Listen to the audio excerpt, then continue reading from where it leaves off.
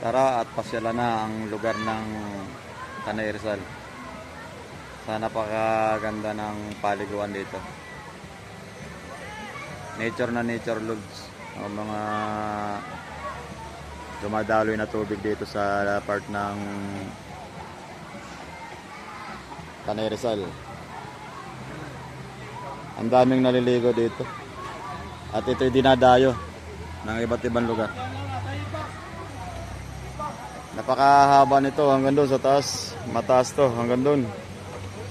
Ang daming naliligo doon sa banda ron sa taas.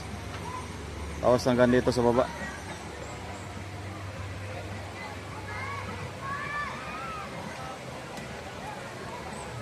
Kaya kung may mga panahon po tayo na mapuntahan ninyo ito, na malapit lang kayo dito sa Metro Manila, ito po ay part ng Tanay Rizal.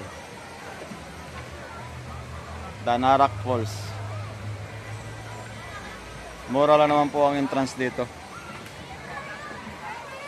Tapos ang bata, libre. Ang edad ay 3 years old. Libre na yung bata rito. Tapos yung tubig niya, tuloy-tuloy yung agos. Kaya malinis yung tubig. Hindi siya na-stack up. Kaya napakasarap dito maligo. Ngayon ko lang din to napuntahan mga lods. At meron lang din sa akin nakapagsabi na puntahan ko itong lugar na ito. At napakaganda talaga. Talagang sulit yung pagod mo kung sakaling pupunta ka rito sa lugar na ito. Enjoy.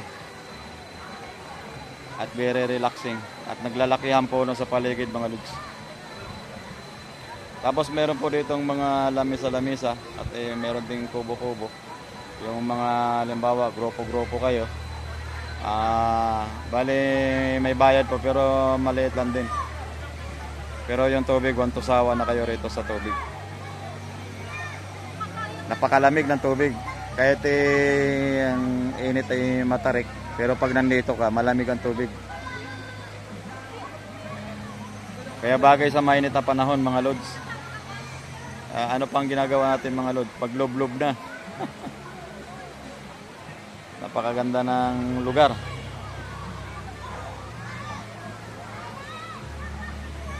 Kaya kung may panahon po kayo na along Maynila, malapit sa Maynila, pwede po nyo ito puntahan dito. From Manila to